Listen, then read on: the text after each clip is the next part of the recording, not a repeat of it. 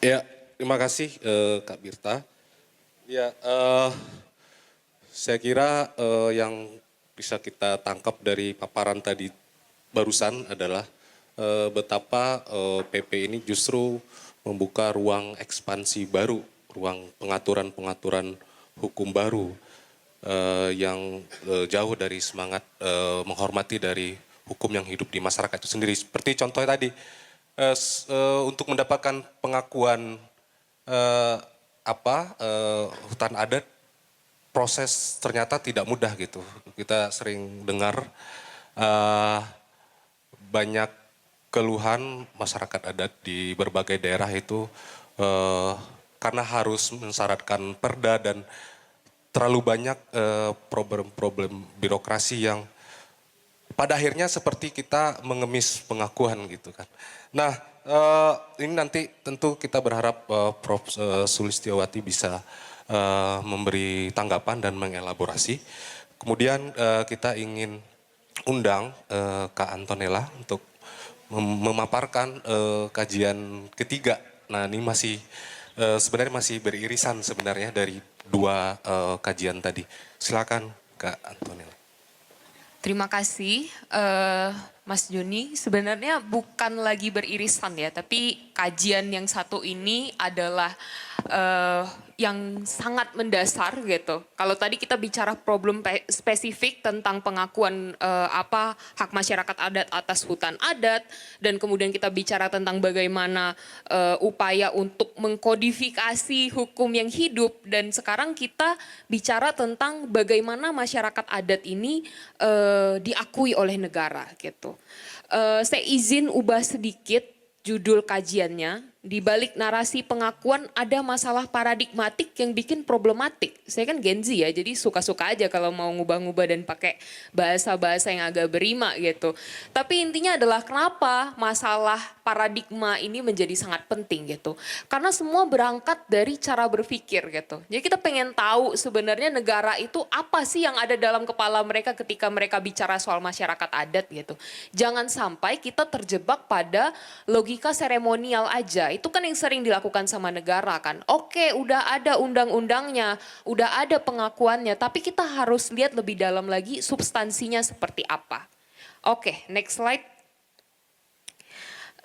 Sedikit saya ulas ya perjalanan advokasi RUU Masyarakat Adat. Kenapa sampai kita membuat salah satu kajian di clipping yang teman-teman pegang itu ada salah satunya yang tadi dibalik narasi pengakuan itu.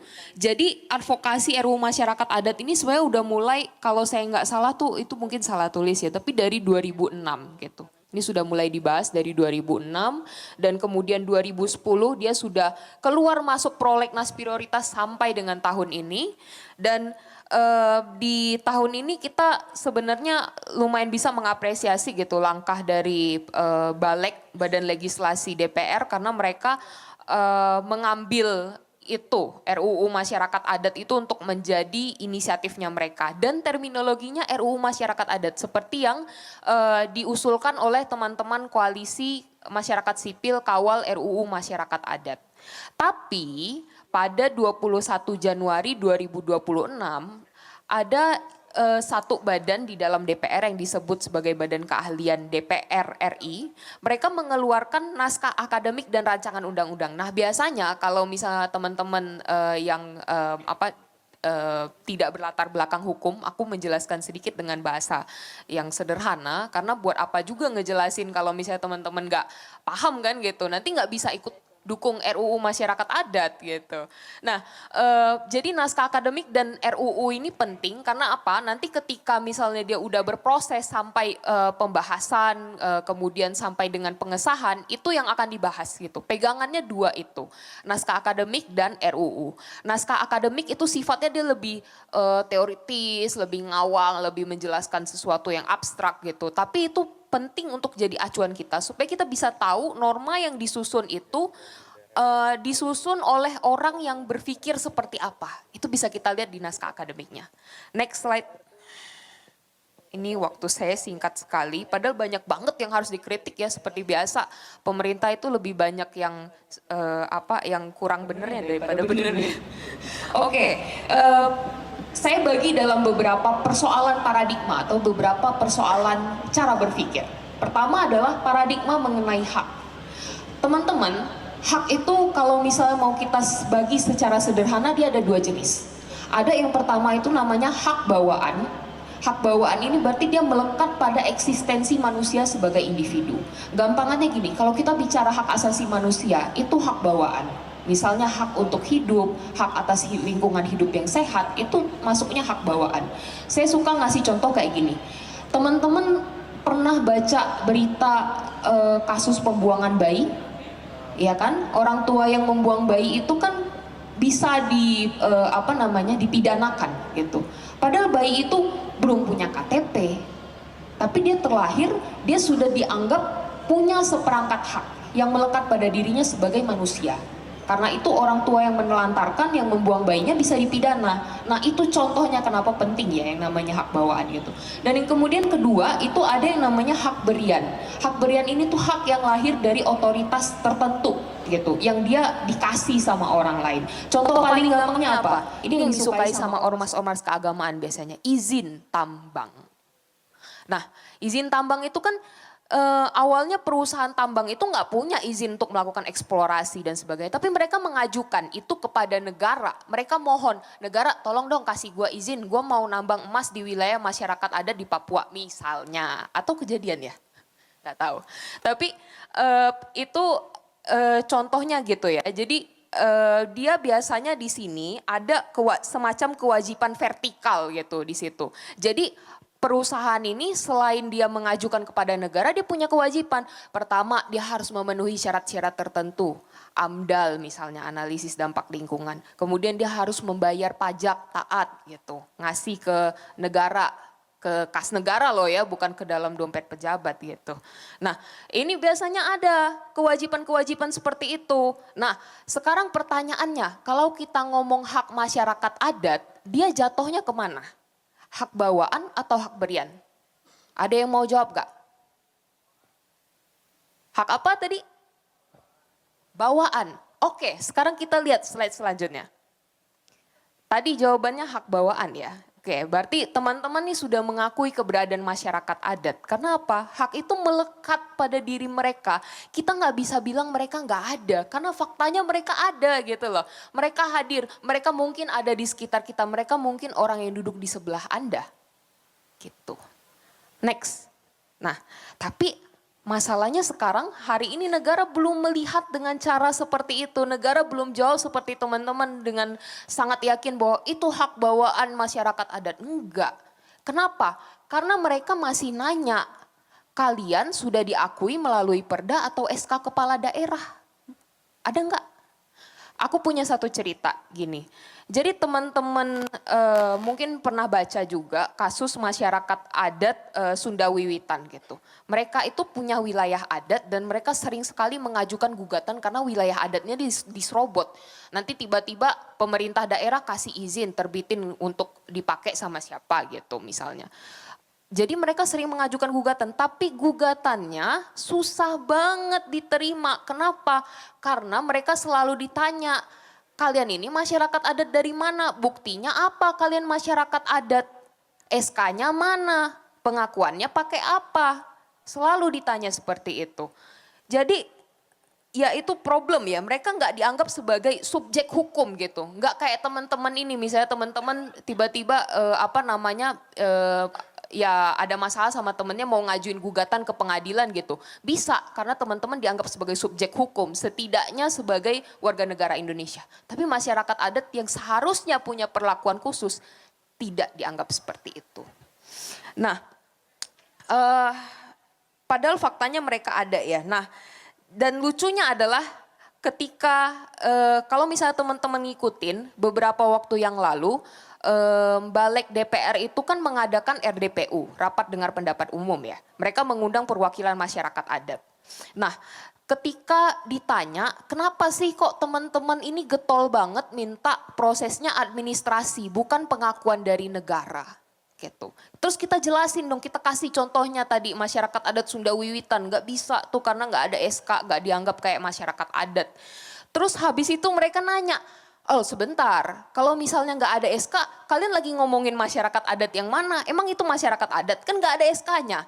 Dah, anggota balik sendiri itu langsung di tempat itu saat itu juga memberikan satu bukti nyata. Kenapa kita nggak bisa pakai mekanisme pengakuan yang ada sekarang. Dan, next slide. Jadi kalau misalnya yang ada sekarang, itu negara memverifikasi, negara menentukan sudah sesuai dengan syarat atau tidak, dan negara bisa menolak mengeluarkan produk pengakuan.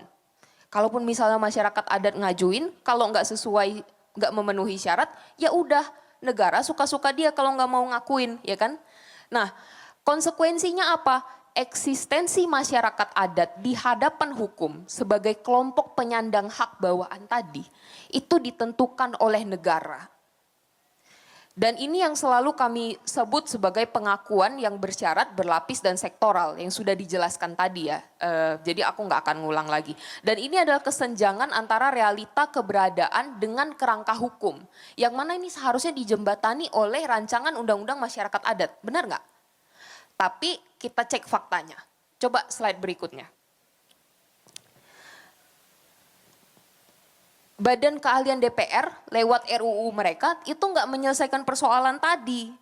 Karena mereka masih bilang negara mengakui masyarakat adat, masyarakat hukum adat yang masih hidup dan berkembang di masyarakat sesuai dengan prinsip NKRI, bla bla bla.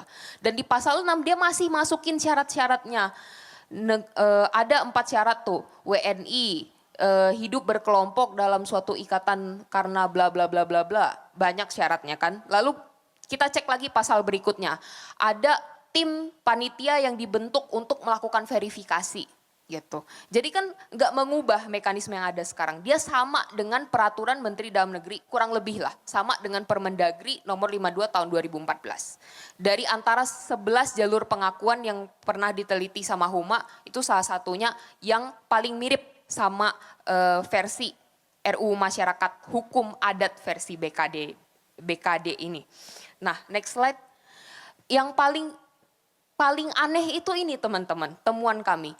Kenapa di dalam RUU ini keberadaan masyarakat adat yang sudah diakui tadi itu masih bisa dievaluasi?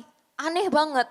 Padahal pengakuan yang ada sekarang aja setahu saya itu nggak ada expirednya gitu loh. Nggak bisa dalam jangka waktu berapa tahun terus angus. Bayangin kalian jadi WNI sebelum KTP-nya berlaku seumur hidup, misalnya masih ada jangka waktu gitu. Habis masa waktunya kalian belum perpanjang KTP, kalian dianggap bukan WNI gitu loh. Kan aneh. Dan ini lebih parahnya lagi, evaluasi itu dilakukan setiap jangka waktu tertentu dan tidak ada batasnya. Jadi diulang setiap 10 tahun apa ya? 10 tahun. Setiap 25 tahun terus habis itu diulang setiap 10 tahun.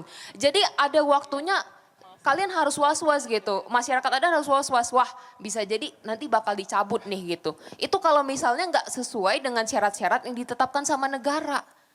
Kalau nggak sesuai dan anehnya lagi teman-teman nggak langsung dicabut.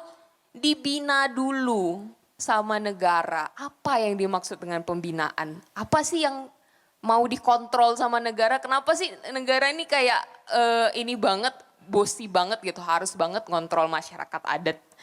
Next slide. Oke, jadi pertanyaannya adalah kalau cara pandang terhadap hak yang merupakan fondasi dari pengakuan dan perlindungan masyarakat adat itu sudah keliru, bagaimana dengan sisa bangunan hukumnya? Kita cek lagi. Next slide. Paradigma atas masyarakat adat.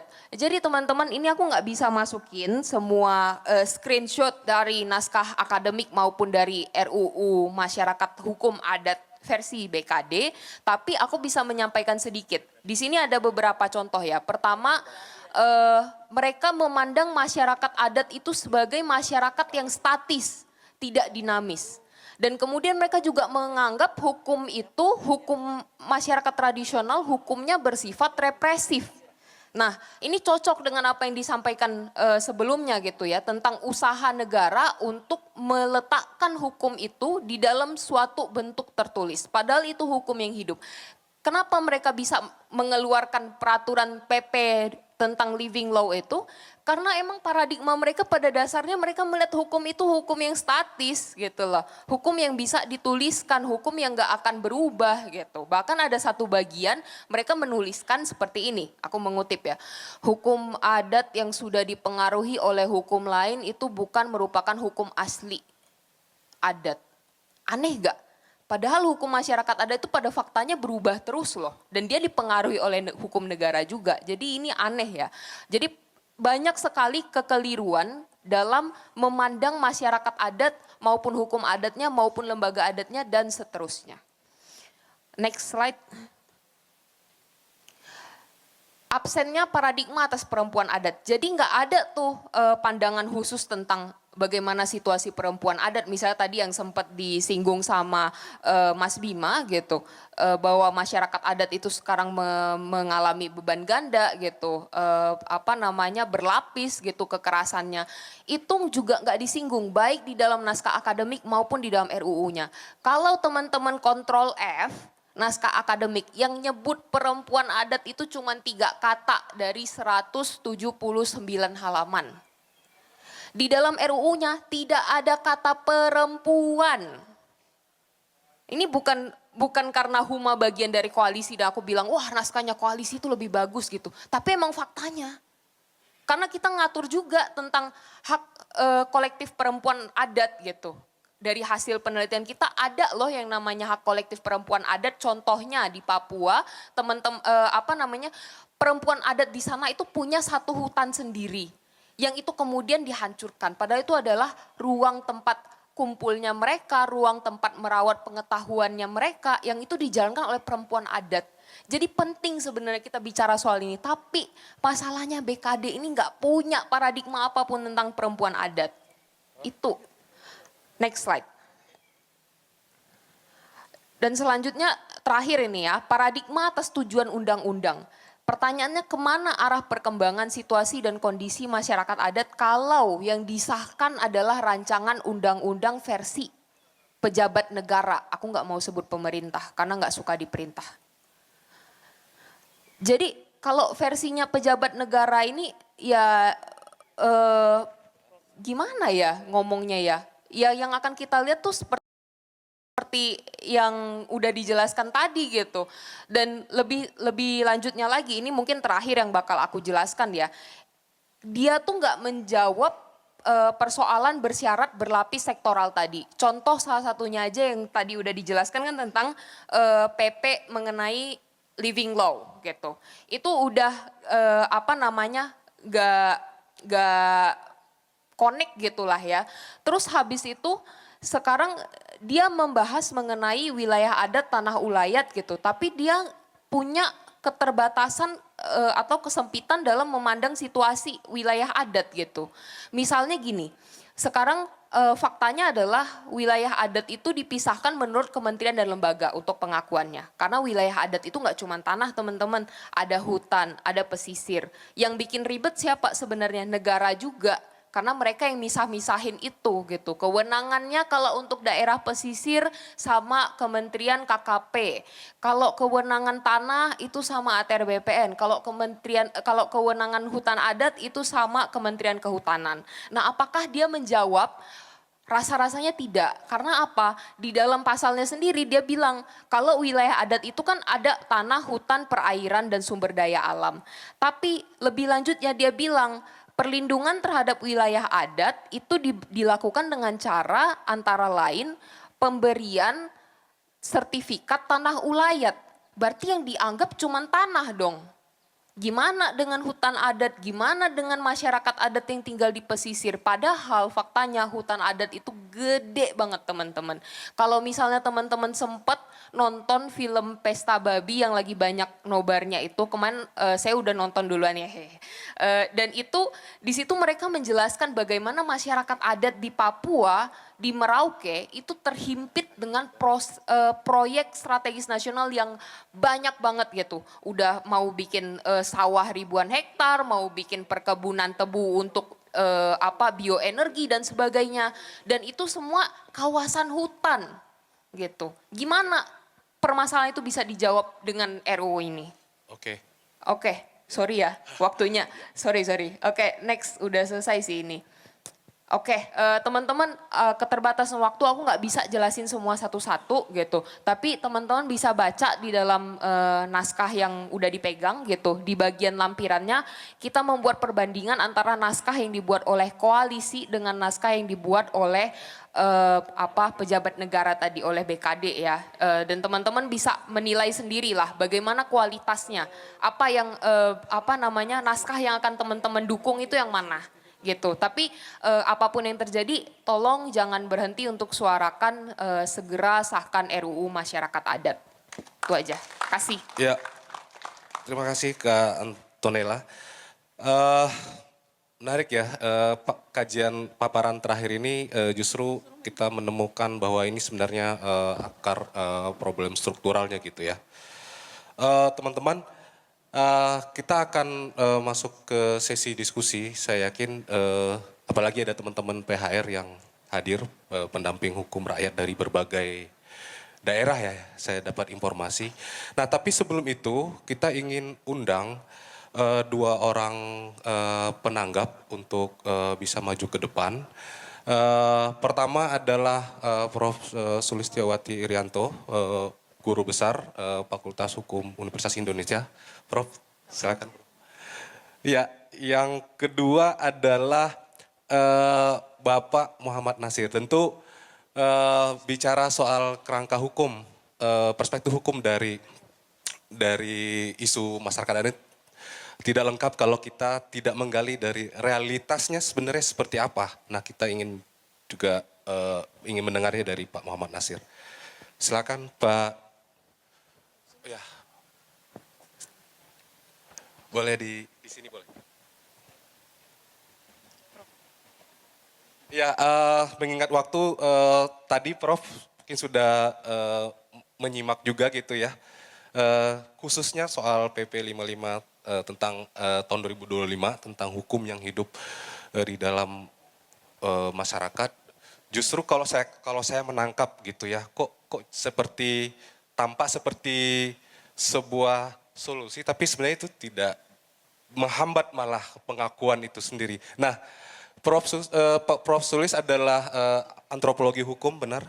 Lebih banyak mendedikasikan keilmuannya pada isu-isu masyarakat adat. Waktu dan tempat kami persilakan.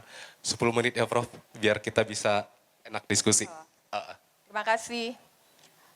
Bapak, Ibu, dan teman-teman sekalian, pertama-tama saya menyampaikan selamat yang besar kepada teman-teman Huma yang melakukan kajian yang luar biasa. Tadi dari pemaparan 3 kawan-kawan itu, kita melihat bahwa sebenarnya yang terjadi adalah imperialisme negara terhadap hukum adat dan masyarakatnya. Setuju nggak? Ya. Mereka mengatakan bahwa KUHP yang baru, ini kan sumbernya dari KUHP yang baru ya, harus berkarakter dekolonisasi, melakukan antitesa terhadap KUHP lama yang katanya buatan kolonial. Tapi yang mereka lakukan sebenarnya adalah berada di pasal 2 dan turunan-turunannya tadi ya. Termasuk turunan PP 55 2025 yang saya jamin itu tidak akan bisa dilakukan. Mengapa begitu? Saya akan menggunakan perspektif pluralisme hukum. Jadi pada waktu Huma masih agak muda ya, tahun 80-an akhir, Sandra Moniaga dan saya itu belajar pluralisme hukum dari tokoh-tokoh dunia ya, Profesor Franz Beda Beckmann dan kawan-kawannya. Ini waktunya cuma 10 menit, jadi saya mungkin gak usah pakai PowerPoint, cerita aja. Pertama yang saya mau kritisi, mereka menggunakan istilah hukum yang hidup tanpa ada penjelasan apa itu hukum yang hidup. Ternyata yang dimaksud adalah hukum adat gitu. Nah, bagi saya yang belajar antropologi hukum adat dan hukum yang hidup tuh 2 hal yang berbeda. hukum adat itu adalah teks-teks mau tertulis, mau tidak tertulis. Tadi dikatakan di PP tidak tertulis ya.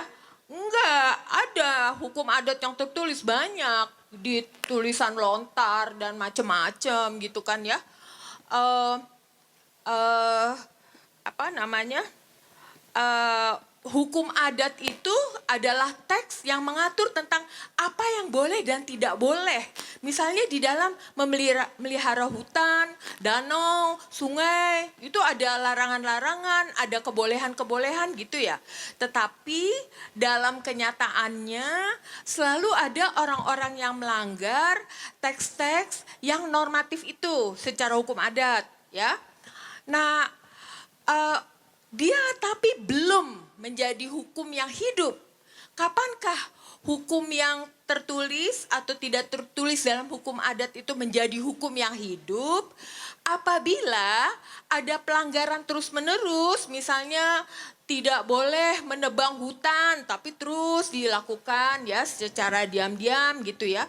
Kemudian orangnya disidang di dalam suatu musyawarah sidang adat gitu ya, oleh otoritas sosial, orang-orang yang dianggap punya pengetahuan, punya kewibawaan di masyarakat itu.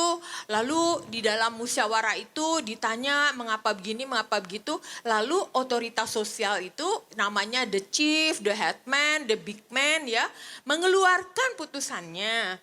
Lalu putusan inilah yang disebut the living law, hukum yang hidup. Mengapa? Karena tidak ada pilihan lain, para pihak yang terkait di dalam sengketa-sengketa adat itu harus mematuhinya gitu. Jadi the living law itu setiap hari ada gitu ya di masyarakat, di mana warga masyarakat adat menyelesaikan sengketa-sengketanya. Nancy Tenner mengatakan dalam penelitiannya di Sumatera Barat, di serambi musola, serambi masjid, balai-balai desa, di serambi-serambi sekolah gitu. Jadi the living law itu adalah putusan-putusan dari otoritas sosial, tokoh agama, tokoh masyarakat adat, kadang-kadang juga guru sekolah yang udah pensiun dan lain-lain. Itulah the living law. Nah, kesalahan pertama adalah mereka mencampur adukan hukum adat dan hukum yang hidup ya. Kesalahan kedua, kalau dari perspektif pluralisme hukum, kita akan melihat bahwa hukum negara nih bukan satu-satunya hukum yang memonopoli perilaku kita. Negara itu dengan hukumnya memang sangat kuat mencengkeram kita. Kalau kita berbuat salah, polisi langsung ada di depan pintu rumah kita akan menangkap kita. Tetapi di dalam keadaan sehari-hari, hukum negara nggak kelihatan. Kalau kita pinjam uang di bank, kita berkelahi dengan orang, sampai berurusan dengan polisi, baru kita bertemu dengan hukum negara. Tapi selebihnya ada hukum adat, hukum agama, hukum kebiasaan. Nah, tadi dikatakan di PP 5 harus diidentifikasi hukum adat yang murni. Itu adalah suatu utopia yang tidak akan mungkin ada. Jadi pluralisme hukum itu bukan hanya pengertiannya ya, bukan hanya sekedar koeksistensi antara hukum adat, hukum negara, hukum dan lain-lain. Dan membayangkan bahwa setiap hukum itu entitas batasnya jelas banget. Kayak bola batasnya jelas, enggak.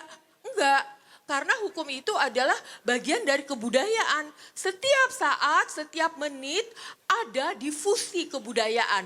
Bagaimana hukum-hukum yang bertemu itu selalu melakukan saling pengaruh, difusi, adopsi, hibridasi, reproduksi. Hukum adat ketemu hukum negara. Itu ada di putusan hakim di Sumatera Barat untuk kasus-kasus sengketa waris. Di mana di dalam putusan hakim itu isinya adalah hukum adat.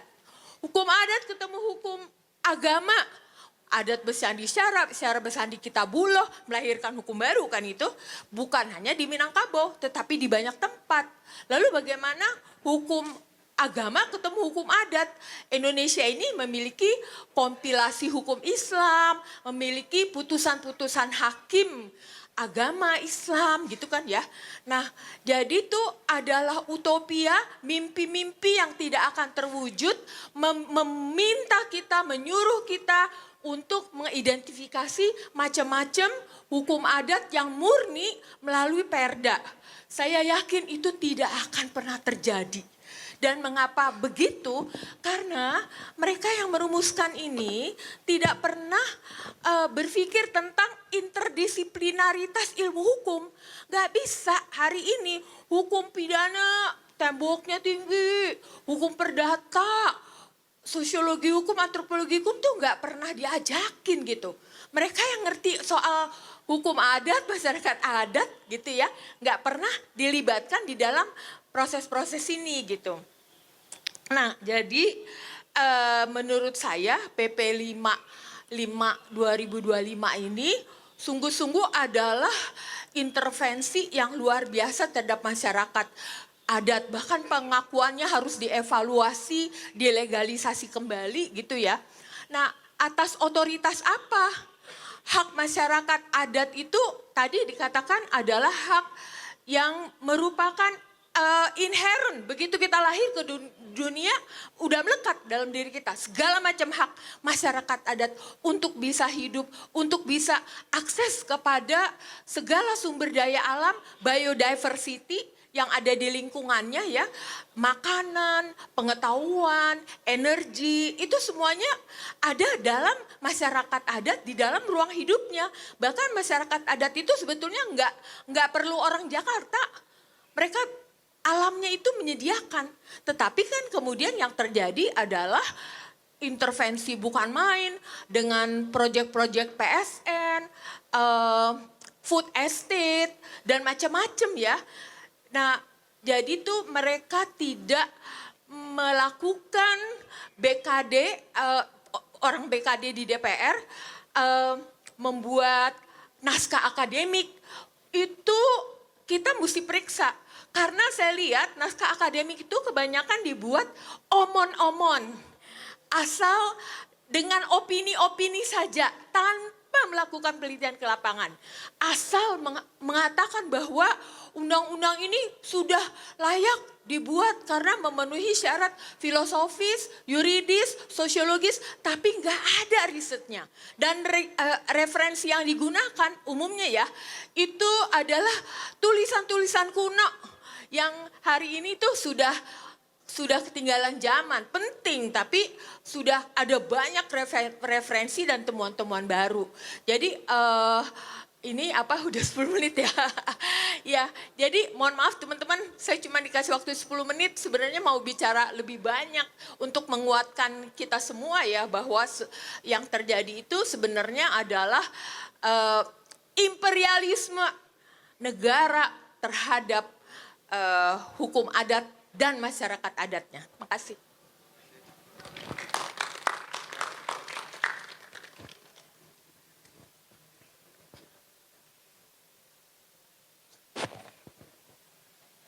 Terima kasih Prof. Statement yang cukup ekstrim sih kalau menurut saya imperialisme ya.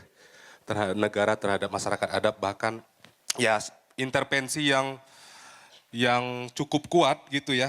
Seperti tadi indikasinya seperti terkesan memonopoli gitu ya, mereduksi pluralisme hukum dan bahkan tidak memasukkan interdisiplinari hukum di dalam PP tersebut. Nah tadi kita dari paparan kajian sampai tanggapan dari Prof. Sulis kita bicara norma-norma hukum. Sekarang tentu kita ingin bagaimana sih sebenarnya realitas yang terjadi di dalam masyarakat adat itu sendiri. Bapak Muhammad Nasir mungkin lebih storytelling kali ya Pak ya. Seperti apa realita yang dihadapi masyarakat adat di Aceh terutama. Kita tahu bahwa di Aceh ada 3 ya Pak norma hukumnya. Bahkan ada kanun, ada norma adat dan tentu ada norma hukum formil gitu. Seperti masyarakat di Aceh itu kita tahu misalkan kayak mukim aja itu punya governance sendiri untuk mengurusi hal-hal yang bersifat sendi-sendi kehidupan masyarakat di sektor, berbagai sektor. Ada Panglima Laut juga yang punya tatanan. Saya pikir ini juga ada hubungannya dengan public value governance gitu ya, bahwa tidak semua, bahwa nilai-nilai lokal juga merupakan jati diri dari tata kelola governance di daerah masing-masing. Pak Nasir, silakan Pak, apa yang ingin ditanggapi dari kajian ini? Kalau ada yang ingin dicurhati, boleh Pak, tapi jangan panjang-panjang. Terima kasih, selamat malam, salam sejahtera semuanya. Perkenalkan saya, nama Muhammad Nasir, adalah komunitas masyarakat hukum adat Mukim di Aceh. Sebelum kita masukkan dalam materi, sekilas latar belakang apa itu Mukim. Mukim itu di Aceh adalah pemerintahan di atas desa, bukan camat langsung. Di atas desa, misalnya dalam sebuah pemukiman itu, ada desa 10, itu membawahi 10 desa. Ada desa 8, membawahi 8 desa. Kemudian apa fungsi mukim? Fungsi mukim utamanya di masalah adat istiadat masyarakat. Baik di bidang pengelola ekonomi, di bidang perkebunan, pertanian, kelautan, ketertiban masyarakat. Dalam hal itu, semua ada perangkat-perangkatnya. Misalnya yang mengelola hutan. Di hutan itu ada namanya Panglima Hutan ataupun Pawangli menurut daerah. Dia kalau istilahnya di perusahaan direktur. Yang membawahi dia itu di dalam hutan itu ada sungai.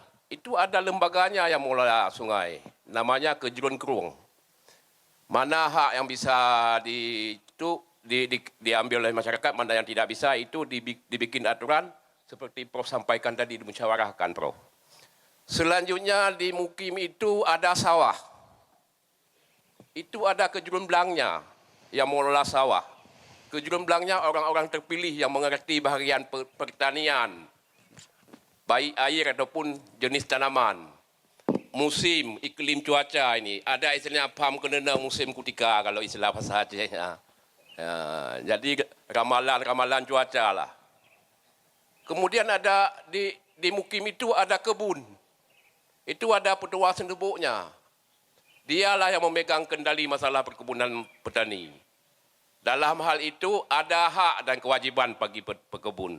Ada hak masa. Karena di hutan adat kami bukan dimiliki, dikelola secara lestari. Yang berasaskan agama, budaya, dan ekonomi yang berkesinambungan turun-temurun. Tidak ada istilah jual beli, tidak ada istilah bisa dikontrakkan. Karena itu milik bersama masyarakat adat. Cuma perangkat-perangkatnya yang bertanggung jawab. Kemudian sanksi-sanksi hukum apabila ada pelanggaran hukum. Baiklah apa yang disampaikan 3 menteri itu, ada contoh yang pementeri pertama Pak, mohon maaf. Ini perlu dibantu karena bukan di Aceh saja, bukan di seluruh Nusantara ini. Karena punya kearifan lokal masing-masing. Harus diadvokasi semuanya. Sayang masyarakat. Saya kan nangis tadi, turun air mata saya waktu teater tadi. Memang demikian semua kasus-kasusnya di lapangan. Imperialisme, kapitalisme, kekejaman negara. Bukan negara, oknum pengering negara.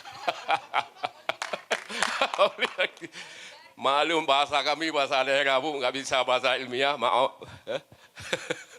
Ini kepada adik-adik semua yang lagi belajar. Kejujuran penting. Kejujuran. Jangan jadi perangkat pelayan negara nanti menghisap darah rakyat. Kasihan bangsa kita. Sudah berapa puluh tahun merdeka. Tapi masih banyak pengemis-pengemis yang belum merdeka. Padahal di undang-undang kedaulatan rakyat di atas segala-galanya. Slogan tertulis. Mana buktinya? Hari ini saya selaku mewakili masyarakat hukum adat Aceh, seluruh Nusantara, baik di Huma ataupun Ibu Prof dari akademisi dan pihak-pihak yang lainnya, Mari bahu-membahu, tolong-menolong, bantu-membantu demi tercapai cita-citanya. Hutan adalah milik kita, milik negara yang dikelola bersama-sama. Mungkin demikian. Kemudian sekilas Bu, apa yang Ibu sampaikan memang hukum adat ada yang tak tertulis, ada yang tertulis. Kalau di Aceh khusus tertulis Bu, tertulis di Aceh. Tapi bahasa dulu bahasa Arab Jawi. Karena itu di Aceh kenapa? Adat itu undang-undang negara sebenarnya di Aceh yang dikeluarkan oleh kerajaan. Adat yang hukum yang pertama, yang tertinggi.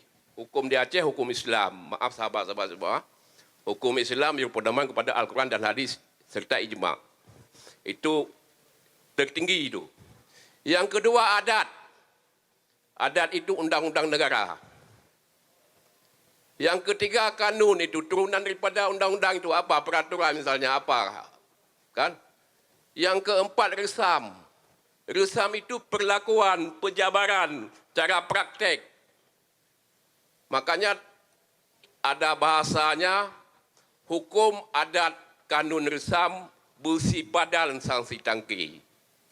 Apabila tidak sepadan, tinggalkan. Harus sesuaikan dengan hukum semuanya.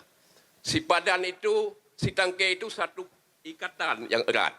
Tidak bisa longgar. Apa, udah habis?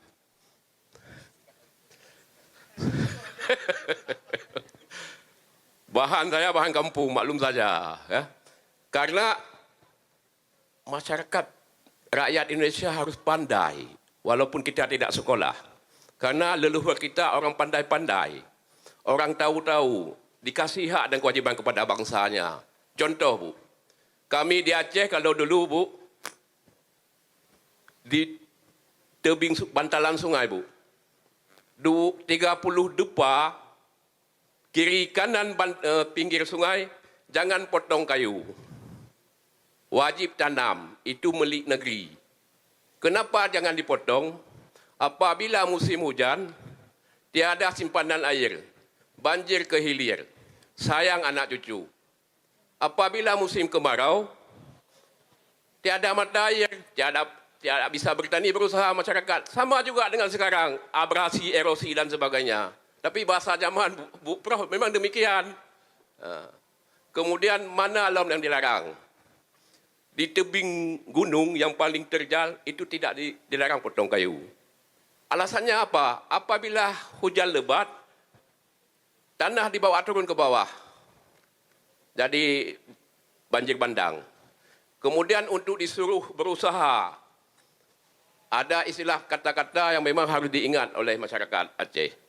Kalau sihen utimu pusaka jerat, sihen ubarat pusaka kaya, sihen utunong mealamat, selatan mehat pusaka kaya.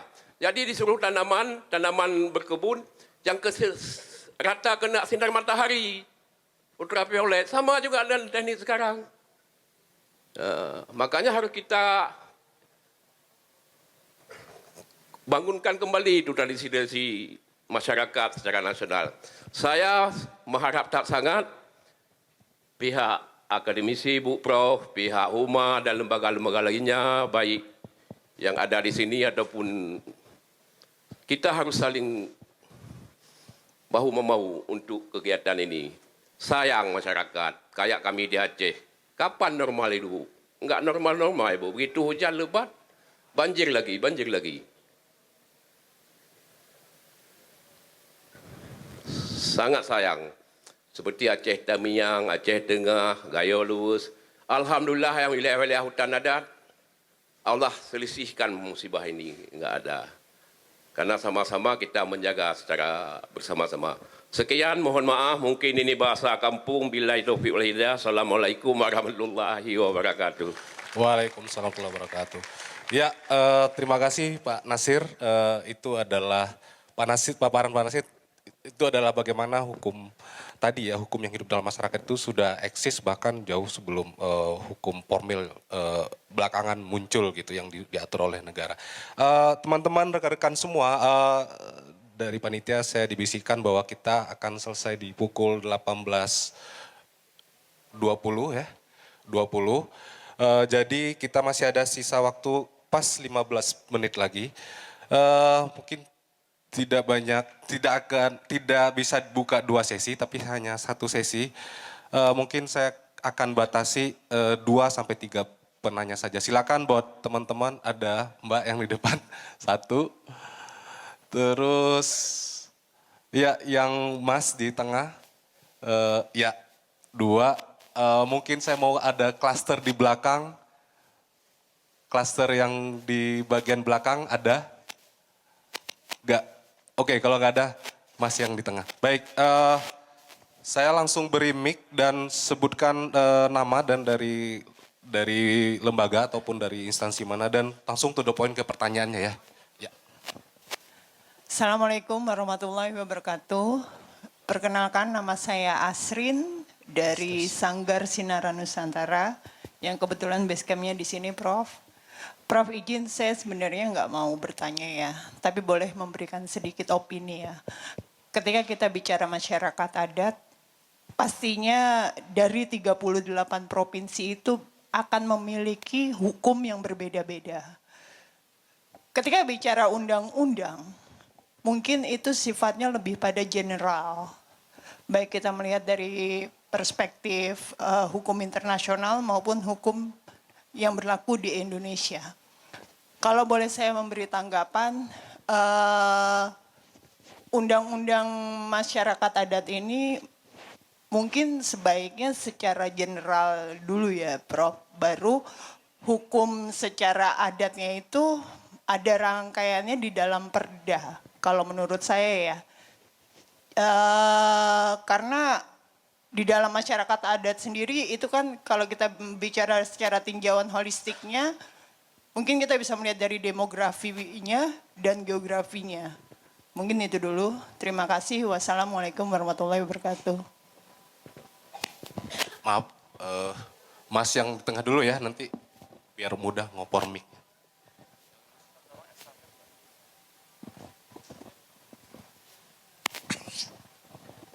Selamat sore Bapak Ibu rekan-rekan semuanya. Perkenalkan nama saya Joko Susilo. Saya dari Magister Hukum Universitas Indonesia. Selamat malam Prof. Sulis, dosen favorit saya. Ya, saya pertama-tama mau menanyakan kepada pemapar, mungkin yang mbak-mbak pemapar ya, bisa satu pertanyaan untuk mbak-mbak pemapar tadi.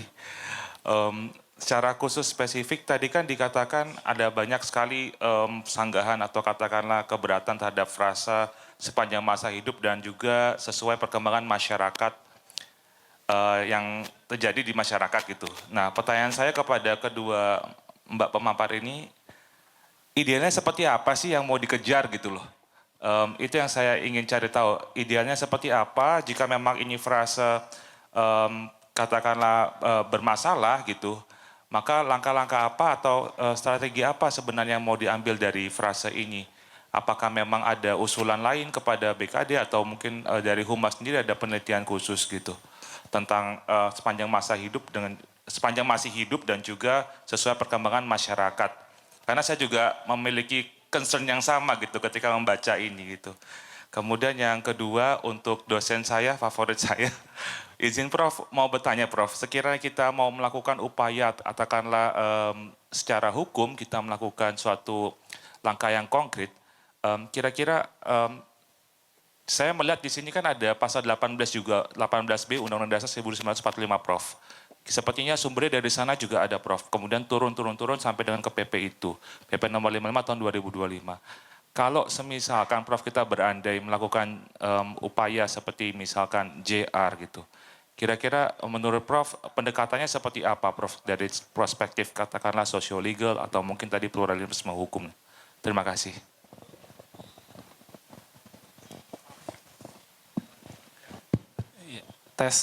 Sebelumnya terima kasih atas paparannya.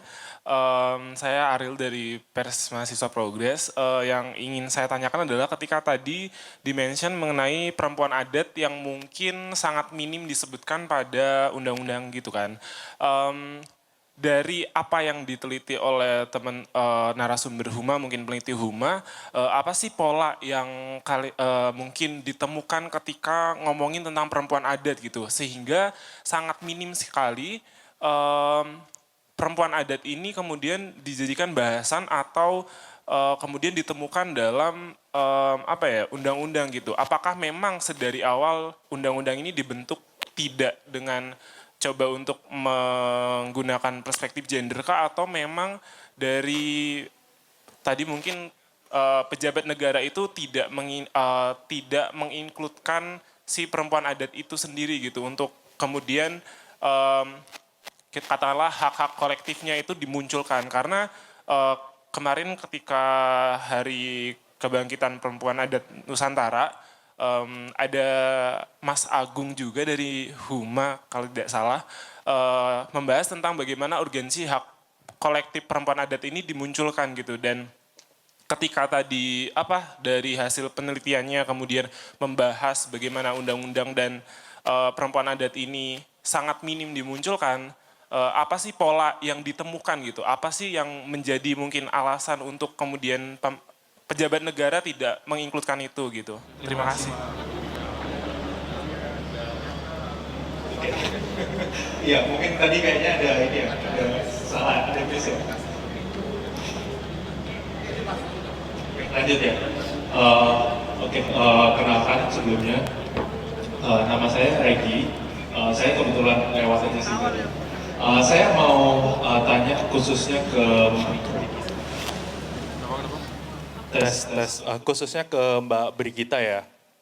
Sebenarnya semua narasumbernya bagus, cuman karena saya tadi telat, jadi saya dengarnya cuman Mbak Brigita ya. Saya mau memfokuskan di bagian ini Mbak, diskursus terkait dengan paradigma tidak adanya pembedaan hukum adat, pidana, dan hukum perdata adat. Kalau misalnya kita ngelihat dari sudut pandang ini ya, teoritis, saya setuju sebenarnya dengan pandangan dari Van Vollenhoven atau Supomo ya. Kenapa hukum adat itu tidak memisahkan hukum perdata dan hukum pidana? Karena masyarakat hukum adat sama seperti yang tadi dibilang, itu bersifat komunal. Jadi apapun pelanggaran yang ada di masyarakat hukum adat akan dilihat sebagai pelanggaran yang mempengaruhi aspek perdata, aspek antar perorangan, dan aspek pidana atau aspek secara keseluruhan komunal. Pertanyaan saya adalah, sebagai diskusi kali ini, dari sudut pandang saya, justru PP 55 nomor 2025 itu sudah mengakomodir kepentingan ini dari masyarakat hukum adat. Kenapa saya bilang begitu? Karena PP 55 tahun 2025 khususnya terkait dengan pasal 22 itu sudah mengakomodir kepentingan masyarakat hukum adat untuk memasukkan hukum perdata dan hukum pidana dalam satu kesatuan hukuman pidana adat. Salah satu contohnya kayak misal di Bali. Di Bali contoh pelanggaran pencurian gitu. Pencurian di Bali itu dihukum tidak hanya secara perdata untuk mengembalikan barang curian, tapi juga dihukum secara pidana untuk dia harus ikut satu upacara, dia harus membayar denda adat. Dan menurut saya, aspek perdata dan aspek pidana itu sudah diakomodir di dalam pasal 22 PP 55 tahun 2025. Jadi kalau dari saya justru posisinya adalah PP 55 tahun 2025 itu mengakomodir paradigma tidak adanya pemisahan perdata adat dan pidana adat. Saya minta tanggapan dari Mbak Brigita, gimana menurut Mbak Brigita? Oke, baik, cukup ya, sudah selesai Mas. Baik, terima kasih, ada 4 penanya, saya sempat mencatat, mungkin juga para narasumber juga sudah mengambil poin-poin dari pertanyaan rekan-rekan.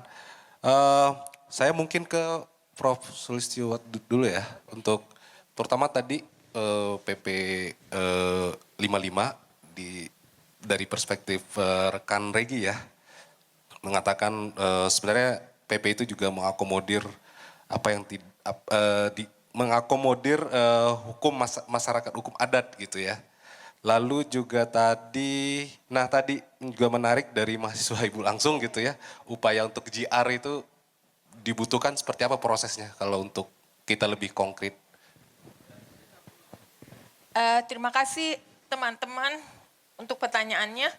Pertanyaan saya adalah, hukum adat itu yang mana sih? Apakah hukum adat itu adalah yang pernah diidentifikasi oleh Van Vollenhoven? Yang kita Hindia Belanda dibagi menjadi 19 wilayah adat.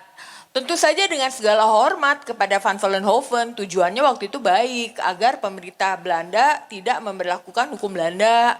Dikatakan ini loh masyarakat di Hindia Belanda ini udah punya hukumnya sendiri. Tetapi pada waktu itu pendekatan yang dilakukan oleh Van Vollenhoven adalah semacam pendekatan strukturalisme kalau di antropologi. Jadi dia potret masyarakat A, B, C, Gayo, Alas dan Batak London, terus Celebes, Borneo, jadi 19. Dia seolah-olah memotret hukum adat yang nggak bergerak gitu dalam potret-potret. Enggak dong. Ketika dia bicara soal hukum adat orang Sumatera Barat, ada banyak banget. Orang Aceh ada banyak banget. Gitu. Semuanya beragam. Dan dia tidak bisa menjelaskan perubahan-perubahan itu gitu kan. Hukum adat itu bukan hukum yang sekali dibuat selamanya kayak gitu. Enggak, mengalami perubahan-perubahan. Apalagi kalau masyarakat adatnya berpindah ke kota, berpindah ke luar negeri. Apakah itu bisa dikatakan hukum adatnya, masyarakat adatnya sudah mati, hilang? Enggak. Orang Batak tinggal puluhan tahun di Amerika, ketemu orang Batak, marga dohamu, Simanjuntak, kau juga Simanjuntak. Nomor berapa? 15, kau nomor berapa? 50, aku opung gitu kan. Nah, terus hukum adat itu adalah bagian dari kebudayaan. Kebudayaan itu apa? Sistem berpikir, sistem berpengetahuan, penting dong ya. Masyarakat adat harus bisa survive secara bersama-sama. Oleh karena itu mereka punya pengetahuan yang luar biasa canggihnya. Orang-orang di universitas bukan satu-satunya pemilik pemangku ilmu pengetahuan, tetapi masyarakat adat, masyarakat luas itu punya pengetahuannya sendiri, ya. Karena mereka harus hidup menghadapi alam raya, menghadapi orang-orangnya. Lalu kemudian kebudayaan itu adalah juga sistem berhukum, menyepakati apa yang boleh dan tidak boleh. Jadi hukum itu adalah juga bagian dari kebudayaan. Disitulah kebudayaan itu, hukum itu saling bertemu. Masyarakat yang satu dengan masyarakat yang lain, adat dan agama, kebiasaan. Bahkan sekarang pluralisme hukum modern itu bicara tentang hukum internasional yang diratifikasi oleh negara-negara menjadi hukum nasional. Dan hanyalah hukum internasional yang membuat konvensi-konvensi membela masyarakat adat. Indigenous Rights, Convention on Indigenous Rights, pengakuan terhadap hak-hak masyarakat adat ya. Itu yang bikin siapa? Adalah delegasi dari berbagai negara yang melihat di negaranya masing-masing ada masyarakat adat yang membutuhkan perlindungan gitu. Hukum negara aja belum punya kita dan kalau akan teman-teman kita tentu senang punya hukum masyarakat adat, tapi mesti diwaspadai dulu definisinya apa. Kalau masyarakat hukum adat nanti harus punya atribut-atribut ya, ada wilayahnya, ada hukum bersama, ada macam-macam. Ntar kalau nggak mengikuti atribut itu, oh ini bukan masyarakat adat, jadi boleh diambil ruangnya, hati-hati juga gitu kan.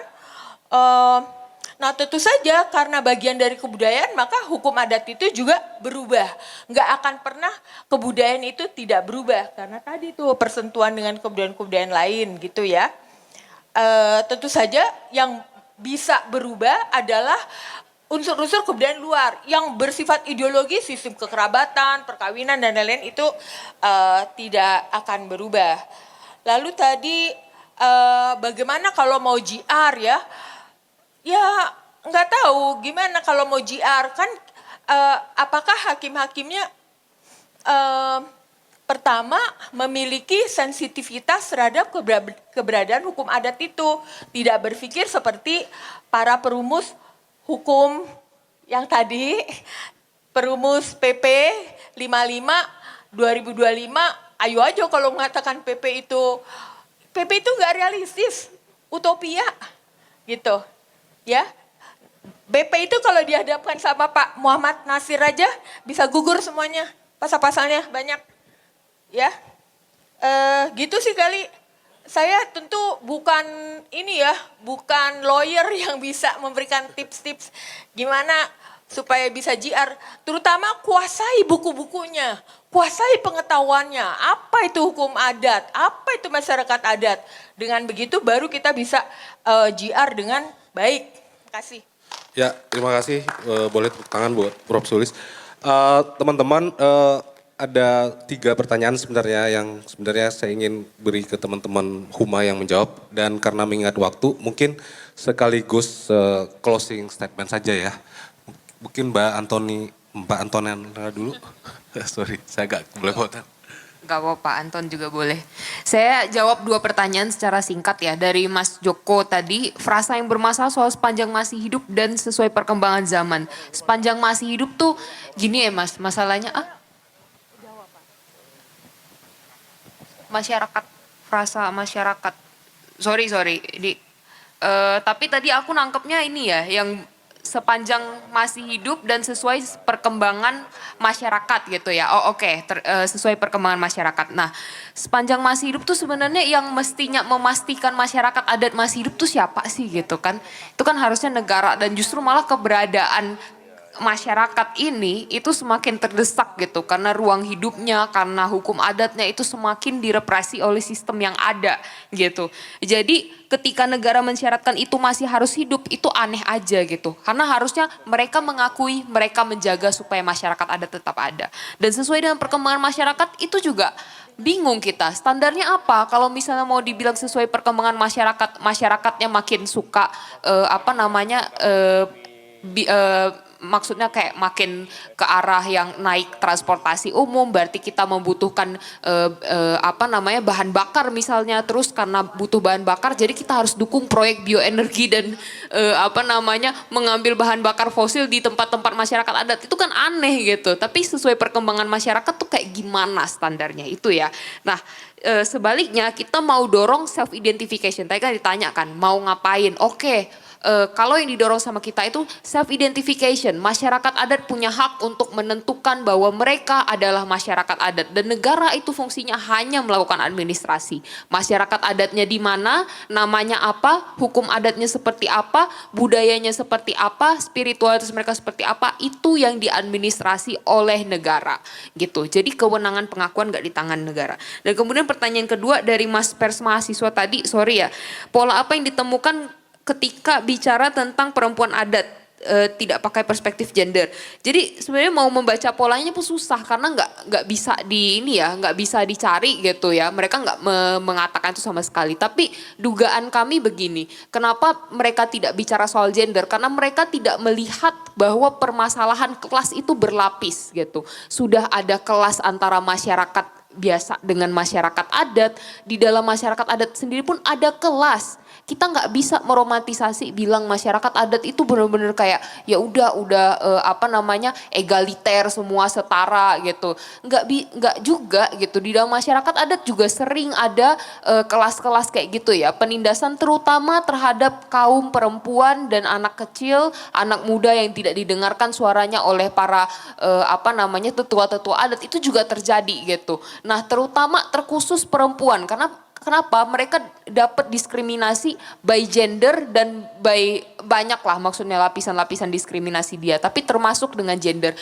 Itu kenapa kita harus suarakan juga gitu. Karena ada kelas di dalam kelas yang harus kita perjuangkan juga. Nggak bisa cuma memperjuangkan salah satu. Karena keadilan kalau nggak buat semua itu bukan keadilan gitu. Nah, closing statementnya ya pokoknya teman-teman suarakan segera sahkan RUU Masyarakat Adat. Ingat, segera sahkan RUU Masyarakat Adat.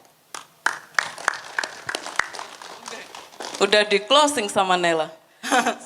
Saya sedikit menanggapi, sebenarnya tidak banyak. tadi sudah di-mention sebenarnya sama Prof. Sulis, kemudian Nela gitu, berkaitan dengan, dan ini tadi ada pertanyaan soal PP 55, pertanyaannya siapa sih yang punya kewenangan untuk menentukan itu pidana adat, itu perdata adat. Saya pikir itu adalah di kewenangannya masyarakat adat.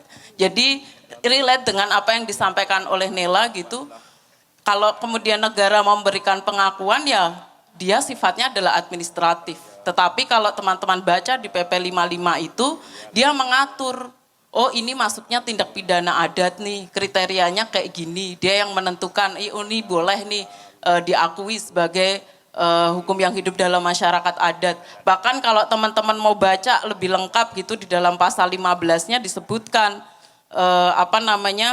kewajiban adat itu dianggap sebanding dengan pidana denda kategori 2 dalam KUHP. Ini apa gitu?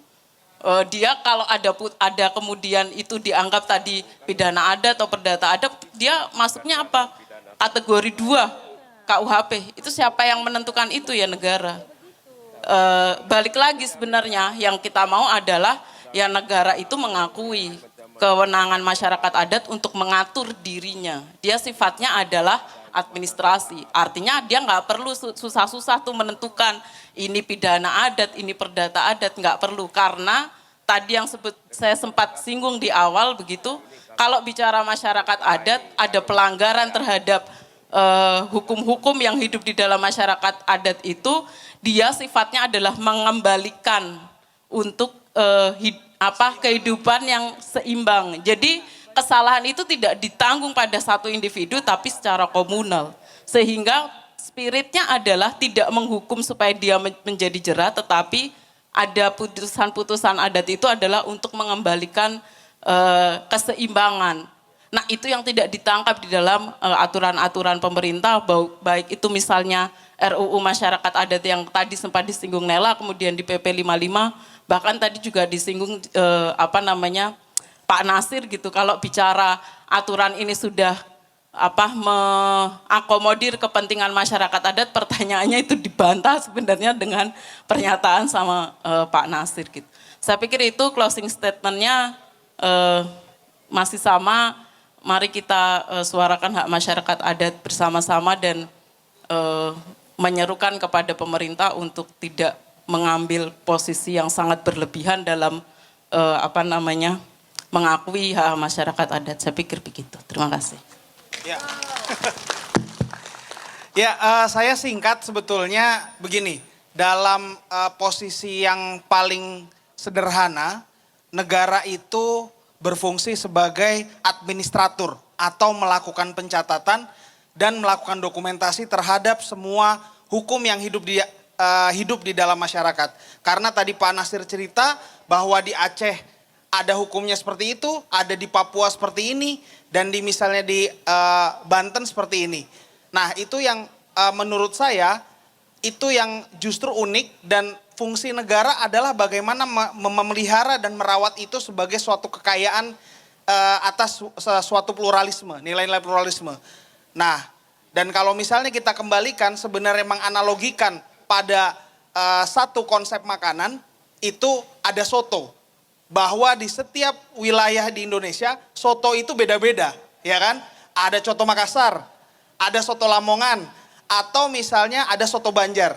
Nah, sehingga soto itulah yang dianggap sebagai hukum yang hidup dalam semua komunitas yang ada di masyarakat.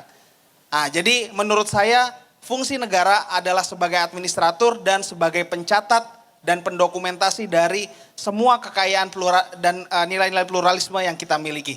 Sekian dan terima kasih. Ya, terima kasih. Boleh kita beri tepuk tangan untuk semua narasumber. Teman-teman, saya mungkin tidak akan menyimpulkan, tapi yang pasti adalah RUU Masyarakat Adat ini sudah terlalu lama gitu ya. Terkatung-katung, sudah 16 tahun kalau tidak salah. Saya pikir kita perlu memperluas forum-forum untuk men-challenge semua narasi, terutama tadi kalau di awal tadi kita ngomong soal framing media, kemudian juga bagaimana kita